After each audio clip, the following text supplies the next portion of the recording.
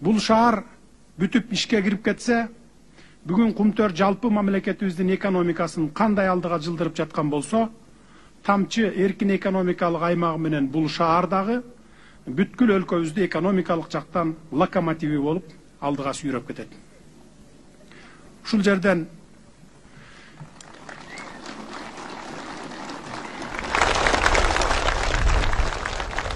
бир нерсе айта кетейин, урматтуу туугандар. Сөздү маалы келгенде айтпаса сөз атасы өлөт дейт.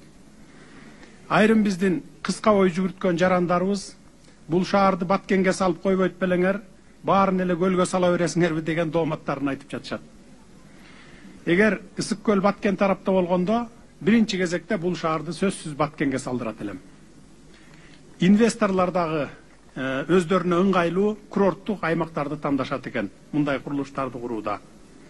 Эң негизгиси кайсы жерибизге салынбасын, бул шаар ар бир кыргызстандык үчүн пайда бере турган, өлкөбүздүн жалпы экономикасын алдыга жылдыра турган Кыргызстандын локомотив шаары болот.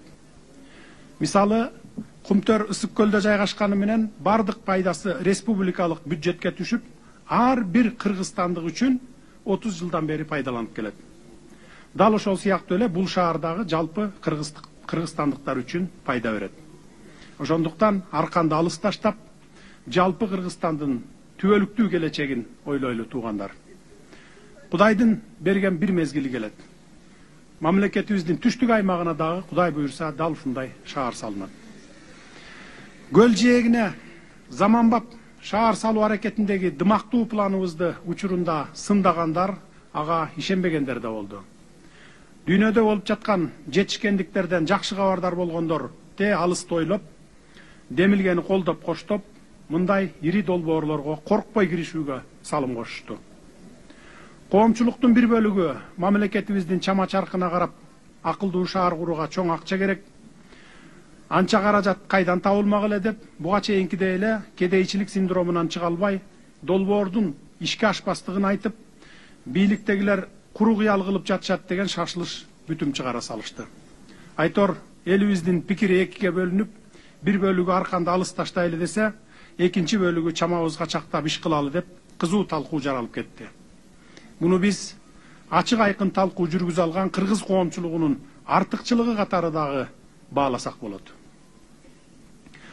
Бул арада тагыраак айтканда, 1,5 жылдан бери акылдуу шаардын бир нече долбоорлору даярдалды. Асман шаарынын долбооруна жана анын курулушунун башталышына өлкө казынасынан бир дагы тыйын кеткен жок. Себеби мындай ири долбоорлорду ишке ашырууга катышууга кызыккан сырткы инвесторлорубуз бар.